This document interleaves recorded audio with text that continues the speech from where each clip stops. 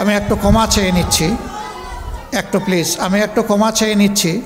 এখন আমাদের সন্তানদের ছোটমণিদের বার্ষিক পরীক্ষার সময় আমরা ডিসিশন নিয়েছি যে ওদের পরীক্ষা শেষ না হওয়া পর্যন্ত রাতের বেলা আমরা আর কোনো পাবলিক মিটিং করব না। এতে তাদের সামান্য বিঘ্ন ঘটলেও এটার জন্য আমরা দায়ী থাকব। আজকে যেটুকু বিঘ্ন ঘটেছে এর জন্য আমি ক্ষমা প্রার্থী, আপনাদের কাছে দোয়া প্রার্থী। দুর্নীতি তোমাকে লাল কার্ড, সন্ত্রাস তোমাকে একেবারেই কালো কার্ড, অবিচার তোমার জায়গায় সমাজে হবে না। এখন কি এগুলোই চলবে? আগামীতেও কি একটা দুর্নীতিবাজ সরকার এসে আমাদের সব লন্ডভন্ড করে দেবে? আগামীতেও সন্ত্রাসীরা এসে আমাদের উপর আবার ছড়ি ঘুরাবে? আগামীতে আমাদের মা বোনদের ইজ্জত নিয়ে আবার টানাহেঁচড়া করা হবে?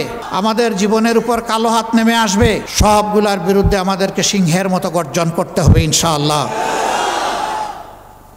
আমাদের স্পষ্ট বক্তব্য, একটা দুর্নীতিমুক্ত, সামাজিক সুবিচারে পরিপূর্ণ, একটা ভারসাম্যপূর্ণ অর্থনীতির দেশ হিসাবে বুক চিতিয়ে যুদ্ধ করা যুবকদের হাতে তাদের মেধার মূল্যায়ন করে তাদেরকে এদেশের দেশ গঠনে তাদেরকে কাজে লাগানোর সেই পরিকল্পনা নিয়ে আগাচ্ছে বাংলাদেশ জামাত ইসলামী। আমাদের অঙ্গীকার একেবারেই স্পষ্ট, আমরা শিক্ষা স্বাস্থ্যকে সবচেয়ে বেশি গুরুত্ব দেব। কারণ একটি ভালো জাতি গড়তে হলে অবশ্যই আমাদের একটা ভালো শিক্ষা ব্যবস্থা লাগবে। আমাদের শিক্ষা ব্যবস্থা ভালো নেই। একটা ভালো জাতি গড়তে হলে অবশ্যই সুস্থ সবল আমাদের সন্তানদেরকে চিকিৎসা দিয়ে গড়ে তুলতে হবে। আমাদের স্বাস্থ্য ব্যবস্থা সেরকমটা নয়, ভঙ্গুর স্বাস্থ্য ব্যবস্থা। আমাদের দ্বিতীয় অগ্রাধিকার হচ্ছে দুর্নীতির বিরুদ্ধে আমাদের লড়াই। আল্লাহ ক্ষমতায় কারে নিবে না নিবে উই ডোন্ট নো। এই অ্যালটমেন্ট আসবে ইনশাআল্লাহ আসমান থেকে।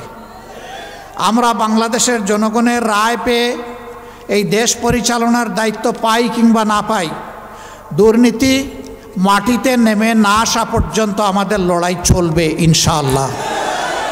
আমরা থামব না, কেউ আমাদেরকে থামাতে পারবে না। আমাদের তৃতীয় অঙ্গীকার, সবার জন্য ন্যায় বিচার। এটার থেকে গরিব ধনী দল ধর্ম নির্বিশেষে কেউ যেন বঞ্চিত না হয়। সবাই যেন আইনের সমান সুযোগ পায় এবং ন্যায় বিচার পায়। সামাজিক এই ন্যায় বিচার নিশ্চিত করা আমাদের চতুর্থ অগ্রাধিকার। আমরা আমাদের ভাঙ্গাচোড়া অর্থনীতিকে পুনরায় আমরা গড়তে চাই এবং এখানে আমরা আমূল পরিবর্তন চাই। ওই উপরে উপরে প্রলেপ দিয়ে হবে না। ভিতরে ক্যান্সার থেকে গেলে উপরের চামড়াকে কসমেটিক সার্জারি করে মানুষকে সুস্থ বানানো যায় না। আমরা ক্যান্সারের জায়গায় হাত দিতে চাই। ওই জায়গাগুলো আমরা চিহ্নিত করে সুস্থ করার জন্য যেখানে দরকার যেটা সেইটাই করতে হবে ইনশাআল্লাহ। কারো মুখের দিকে তাকানো যাবে না। দেশের প্রতি দায়িত্বজ্ঞান সম্পন্ন, ভালোবাসা যাদের অন্তরে দেশের প্রতি আছে, দেশপ্রেম আছে, সততা আছে, যোগ্যতা আছে, সে কোন ধর্মের এটা আমরা দেখব না। সে মানুষ, সে বাংলাদেশের নাগরিক, আমাদের বিবেচনার জন্য এতটাই যথেষ্ট। আসল মানুষটাকে আসল জায়গায় বসায় দেওয়া হবে ইনশাআল্লাহ। আমাদের যে সন্তানেরা শিক্ষা গ্রহণ করার পরে বেকারত্বের কষ্ট নিয়ে বুকে চেপে বয়ে বেড়াচ্ছে, আমরা তাদেরকে জাগতিক স্কিল এডুকেশন দেওয়ার মাধ্যমে তাদের হাতগুলোকে আসলেই দেশ গড়ার কারিগরের হাত হিসাবে আমরা গড়ে তুলতে চাই। এরা দেশে থাকলেও দেশের জন্য সম্পদ, বিদেশে গেলেও যে দেশে যাবে সেই দেশের জন্য সম্পদ। আমাদের বিপুল পরিমাণ যুব জনশক্তি আছে। দুনিয়া এখন 1 কোটির মতো আমাদের প্রবাসী কর্মচারী আছে, কাজের লোক আছে। এই লোকগুলা যদি দক্ষ হাত নিয়ে বিদেশে যেত, দেশের জন্য ভালো হতো, তার নিজের তার পরিবারের জন্য ভালো হতো। আগামীতে সেই দক্ষতা আমরা আমাদের সন্তানদের হাতে তুলে দিতে চাই। এই দেশ গড়ার কাজে নারী পুরুষ সবাই অংশগ্রহণ করবে ইনশাআল্লাহ। একটা সমাজে সকল পুরুষ কিন্তু কাজ করে না। কেউ বয়সের কারণে, কেউ অসুস্থতার কারণে, কেউ শারীরিক সীমাবদ্ধতার কারণে করে না। অবশ্য কিছু বখাটে আছে, সেও কিছু করে না। সে একটা ভালো কাজ করে, এটা হইল বকাটেপনা, সবার শান্তি কেড়ে নেয়। এটা ভালো কাজ না, এটা আসলেই মন্দ কাজ, তাই না? সে নিজের জন্যও বোঝা, সমাজের জন্যও বোঝা। বাকি যারা সক্ষম, যাদের মিনিমাম যোগ্যতা আছে কোনো কাজের, তারা কাজ করবে, এটাই স্বাভাবিক। আমাদের মা বোনেরা কী করবেন? কিছু কিছু সংসারে মা বোনদেরও প্রয়োজন তাদের আয় রোজগারের। যাদের যোগ্যতা আছে এবং প্রয়োজন আছে, যোগ্যতা এবং প্রয়োজন অনুযায়ী দেশ গড়ার কাজে তারা অংশ নেবেন, এমনকি তারা সেনাবাহিনীতেও থাকবেন। কারণ রাসূল করিম সাল্লাল্লাহু আলাইহি সাল্লামের সেনাবাহিনীতে মহিলারা ছিলেন, উম্মাহাতুল মুসলিমিনরা ছিলেন। একমাত্র বদর যুদ্ধ ছাড়া সকল যুদ্ধে আল্লাহ রসুলের সাথে কমপক্ষে আমাদের একজন মা আল্লাহ রসুলের সাথে ছিলেন। শুধু একজন মা না, বিপুল সংখ্যক মহিলা যুদ্ধে অংশগ্রহণ করেছেন। যুদ্ধের মতো কঠিন কাজ যদি রাসূল করিম সাল্লাল্লাহু আলাইহি সাল্লাম তাদেরকে শরিক করেন, তাইলে দুনিয়ায় কোন কাজটা আছে তারা পারবেন না? অতএব তাদের যেখানে প্রয়োজন আছে এবং যেখানে যোগ্যতা আছে তারাও কাজ করবেন। তবে এখনকার সমাজে তাদের না আছে সামাজিক নিরাপত্তা, আর না আছে তাদের সম্মানবোধটুকু। ইনশাআল্লাহ দেশ আমাদের হাতে যদি পড়ে, আমাদের অঙ্গীকার, আমাদের মা, আমাদের বোন, আমাদের জায়া, তাদের নিরাপত্তা এবং তাদের সম্মানটুকু আমরা পর্যাপ্ত পরিমাণে নিশ্চিত করব ইনশাআল্লাহ। এটা ঘরে, চলাচলে, কর্মস্থলে, সব জায়গায় এটা নিশ্চিত হবে ইনশাআল্লাহ। আমরা তো ওই সমাজের জন্য কাঙ্গাল হয়ে বসে আছি যেই সমাজটা রাসূল করিম সাল্লাল্লাহু আলাইহি সাল্লামের হাতে কোরআনিক সংবিধান অনুযায়ী গড়ে লগ্নে জুমার খুতবায় দাঁড়িয়ে আল্লাহ রাসূল বলেছিলেন, খায়রুল কুরুনি কারনি সুম্মাল্লাযীনা ইয়ালুনাহুম সুম্মাল্লাযীনা ইয়ালুনাহুম। আমার যুগ বিশ্বের শ্রেষ্ঠতম যুগ, আমার পরের যুগ এর কাছাকাছি, এর পরের যুগ তার কাছাকাছি, এরপরে আল্লাহ রাসূল আর কিছু বলেননি। কারণ খেলাফতের নিয়ামত অতটুকুই ছিল। তিনি সাথে সাথে এটিও বলেছিলেন, বিশ্ববাসীকে এমন একটি সোনার সমাজ উপহার দিয়ে যাচ্ছে। ইয়েমেনের সানা থেকে মরক্কোর হাজারামাত, এই দীর্ঘ রাস্তা, একজন তরুণী তম্বী যুবতী তার সমস্ত যৌবন সৌন্দর্যের নিয়ামত নিয়ে একা সফর করবে।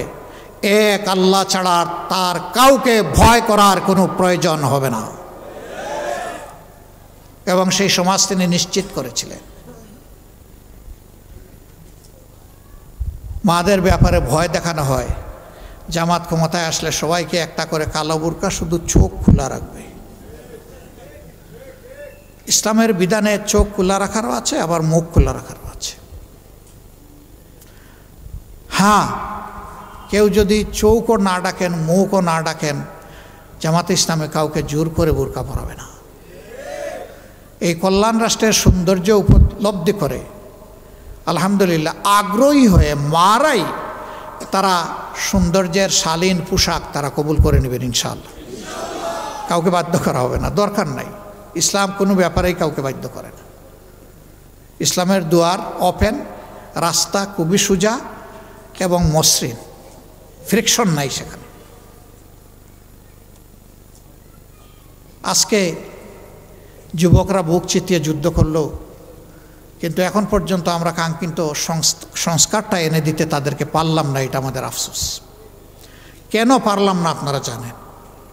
আমরা সংস্কারের দিকে যতবার এগোতে চেয়েছি, কেউ না কেউ আমাদেরকে কোমর ধরে পিছন দিকে টেনে রেখেছে। এইটা চাই না, ওইটা চাই না, এটার দরকার নাই, শুধুমাত্র ইলেকশন দরকার।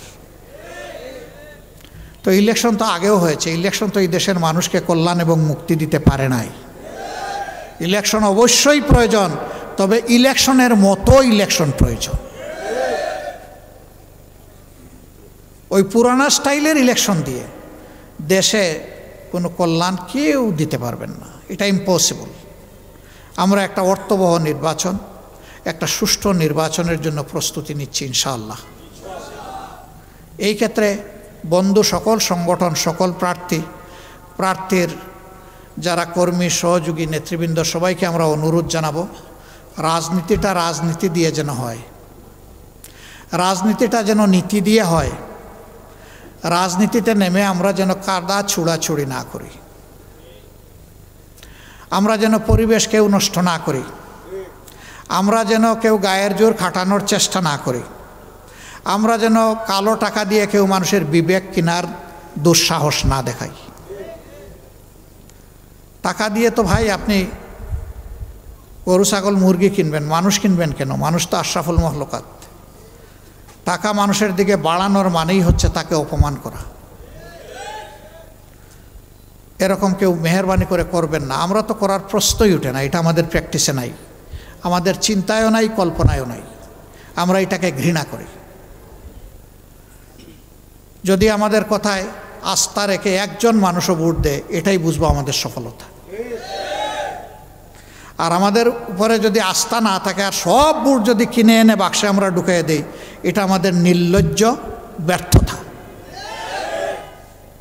আমরা ওই নির্লজ্জ ব্যর্থতার দিকে যেতে চাই না। ভোট আপনার আমানত, আপনি কারে দিবেন না দিবেন, তবে অবশ্যই দিবেন। ভোটটা আপনি প্রয়োগ করবেন, ভোট দেওয়া থেকে আপনি বিরত থাকবেন না। মনে রাখবেন, আপনার আমার জন্ম কোনো দলের জন্য হয় নাই, আপনার আমার জন্মই হয়েছে আল্লাহ তাআলার প্রয়োজন পূরণের জন্যে, এই সৃষ্টির সৌন্দর্য বিধানের জন্য, দেশ এবং জাতিকে কল্যাণের দিকে নেওয়ার জন্য। অতএব আমার কাছে দল যেন বড় না হয়, আমার কাছে আমার বিবেক যেন বড় হয়। কোনো দলের প্রতি অন্ধ হয়ে সেই দলের অন্ধ সমর্থক হওয়ার প্রয়োজন নাই, অ্যাটলিস্ট আমাদের দলে প্রয়োজন নাই। যারা এই দলটাকে ভালোবাসবেন তারা যেন কলিজা দিয়ে ভালোবাসেন। আপনার বিবেক যেন বলে যে হ্যাঁ, এই দলটা আমার ভালোবাসা পাওয়ার উপযুক্ত, তাইলে আপনি ভালোবাসবেন। আপনার বাপ দাদা, আপনার কোনো ভাই বন্ধু এই সংগঠন করতেন, শুধু এতটুকু জায়গা থেকে এই দলকে আপনি চাইলেও ভালোবাসতে পারবেন না। এই দলকে ভালোবাসতে হলে এই দলের আদর্শকে ভালোবাসতে হবে। আর আমাদের আদর্শ কোনো বানাওয়াট আদর্শ না, আমাদের আদর্শ আল্লাহ তাআলার দেওয়া যে আদর্শ, যার চাইতে শ্রেষ্ঠ কোনো আদর্শ হতে পারে না। এই জন্য আমরা আপনাদেরকে অনুরোধ করব যে আপনাদের হাত দিয়ে ব্যালটে যেন বিবেকের প্রতিফলন ঘটে। আমাদের কথাগুলো যদি ভালো লাগে, আপনি নিজে আমাদের জন্য দোয়া করবেন। আপনি আপনার পরিবারের লোকদেরকে বলবেন, আপনার প্রতিবেশীদেরকে বলবেন, আপনার কর্মস্থলের সঙ্গীদেরকে বলবেন। যদি আমাদের কোনো কথা আপনার অপছন্দ হয়, আমাকে বলবেন। আমরা কথা দিচ্ছি সংশোধন হব। এটা যদি কোনো বাজে কথা হয়, মন্দ কথা হয়, আমরা সংশোধন করে নেব। ভালো হলে আমাদেরকে বলবেন না, অন্যকে বলবেন। আর আমাদের কথা মন্দ হলে আমাদেরকে বলবেন। আজকের এই রাতে কষ্ট করে আপনারা এখানে এসেছেন, আপনাদের সবার প্রতি আমরা কৃতজ্ঞ। সবাই দোয়া করবেন। ফেব্রুয়ারির প্রথমার্ধে যে নির্বাচনের জন্য জাতি পিপাসার্থ হয়ে বসে আছে, এই যে জেনারেশনে একটা ভোটও দিতে পারল না, এই যে মানুষগুলো গত তিনটা নির্বাচনে ভোট কেন্দ্রে যাওয়ার কোনো গরজ অনুভব করলো না বা পরিবেশ পেল না, আগামী নির্বাচন যেন তার সব কিছুর জবাব দিতে সক্ষম হয়। একটা সুষ্ঠু নির্বাচন হোক। এই নির্বাচনের মধ্য দিয়ে যে দল আসবে আমরা তাদেরকে অভিনন্দন জানাবো। ঠিক অনুরূপভাবে আমরা যদি আল্লাহর ইচ্ছা এবং আপনাদের দোয়া ভালোবাসায় আসি, আমরা তাদের কাছেও প্রত্যাশা করব তারাও আমাদেরকে অভিনন্দন জানাবে ইনশাআল্লাহ। রাজনীতির সৌন্দর্য এইভাবে ফুটে উঠুক এবং আমাদের দেশ কল্যাণের রাজনীতির দিকে এগিয়ে যাক। অতীতের সমস্ত পচা দুর্গন্ধময় রাজনীতির কলুষিত ইতিহাস থেকে আমরা বেরিয়ে আসি। আল্লাহ তাআলা রাজনীতির একটা সোনালী ইতিহাস আগামী নির্বাচনের মধ্য দিয়ে জাতিকে রচনা করার তৌফিক দান করুন। সবার প্রতি গভীর কৃতজ্ঞতা, আন্তরিক মোবারকবাদ। আসসালামু আলাইকুম ওয়া রাহমাতুল্লাহি ওয়া বারাকাতুহু।